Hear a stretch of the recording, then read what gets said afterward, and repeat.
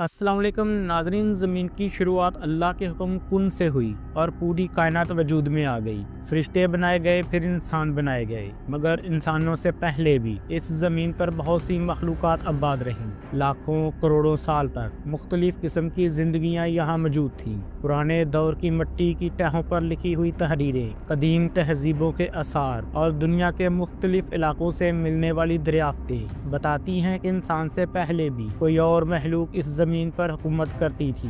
मगर फिर इनका अंजाम आखिर क्या हुआ? फिर अल्लाह ने इंसानों को चुन लिया ताकि वो अकल और समझ के साथ इस दुनिया को चला सकें। इस्लामी रवायात के मुताबिक हज़रत आदम अलैहिस्सलाम से हज़ारों साल पहले इस ज़मीन पर जिन रहा करते थे। इनकी बहुत बड़ी तादाद बस्तियों में रहती थी। वो बहुत ताकतवर थे, मगर फिर वो सरकश हो गए। वो लड़ाई झगड़े करने लगे और तबाही फैलाने लगे।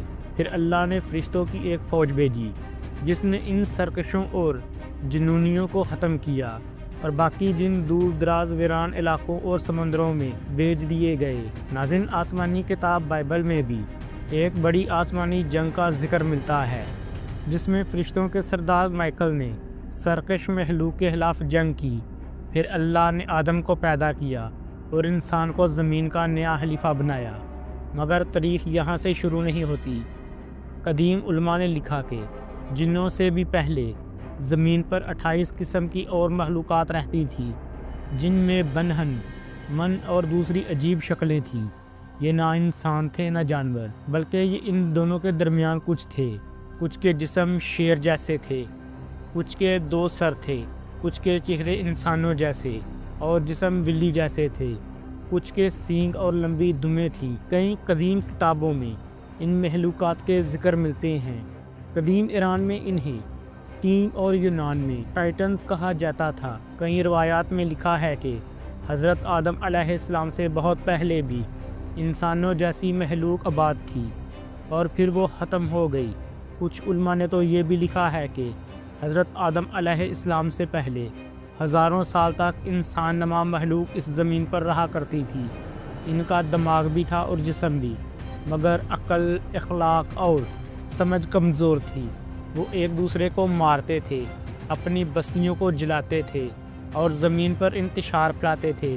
कुरान करीम में भी इनका ज़िक्र आया है, जहाँ फरिश्ते अल्लाह ताला से पूछते हैं कि क्या आप ज़मीन पर ऐसी महलूक को लाएंगे जो खून बहाएगी, फसाद करेगी। फरिश्तों ने ये इसलिए कहा क्योंकि वो पहले भी जिन्नों और इनसे पहली सरकश महलूकात को देख चुके थे। पुरानी तहज़ीबों में भी इंसान नमा जानवरों का ज़िक्र मिलता है। कदीम मिस्र के लोग कहते थे कि कुछ महलूक शक्ल तब्दील कर सकती थी। वो इन्हें खुदा मानकर पूजने लगे।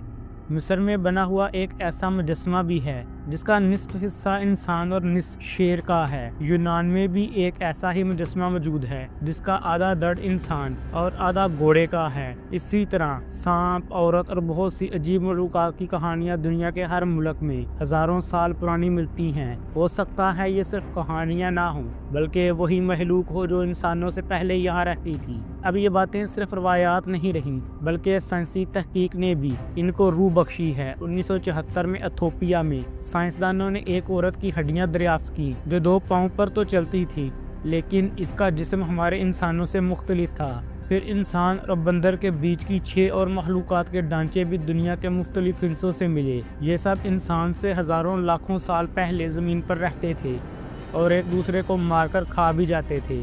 इनमें रहमदिली, समझ या अकल नहीं थी, इसलिए वो ख़त्म हो गए।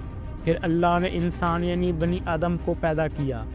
इंसान को इल्म दिया, शऊर दिया, दिल दिया, ज़ुबान दी, असूल दिए। इंसान का काम है ज़मीन पर इंसाफ करना, बदी का मुकाबला करना और अच्छाई फैलाना। कदीम गारों में बनाई गई तस्वीर आज भी मौजूद हैं, जिनमें आधे इंसान और आधे जानवर नजर आते हैं। कुछ मुजस्मे शेर के सर और इंसान के जिस्म जैसे हैं। ये इस बात का सबूत है कि कभी ऐसी महलूकात इस ज़मीन पर मौजूद थी, मगर वक़्त गुजरता गया सब महलूकात ख़त्म हो गई। आज इनमें से कोई नहीं बचा। अल्लाह ने इन्हें मिटा दिया और इंसान को चुन लिया ताकि वो کو امتحان میں ڈال سکے اور آخرت میں انسانوں کا حساب لے۔ انسان ہی اب میں وہ مخلوق ہے جسے اللہ نے عقل، شعور اور فیصلہ کرنے کی طاقت دی ہے، اور اس انسان کو قیامت کے دن اللہ کے حضور جواب دینا ہوگا۔ ناظرین، امید ہے آپ کو یہ ویڈیو پسند آئی ہوگی۔ ناظرین، آج کا سوال ہے، کیا واقعی ہی ایسی کچھ قومیں زمین پر آباد تھیں یا یہ صرف من گھڑت روایات ہیں؟ آپ اس بارے میں کیا کہتے ہیں؟ ہمیں کمنٹ باکس میں ضرور بتائیں۔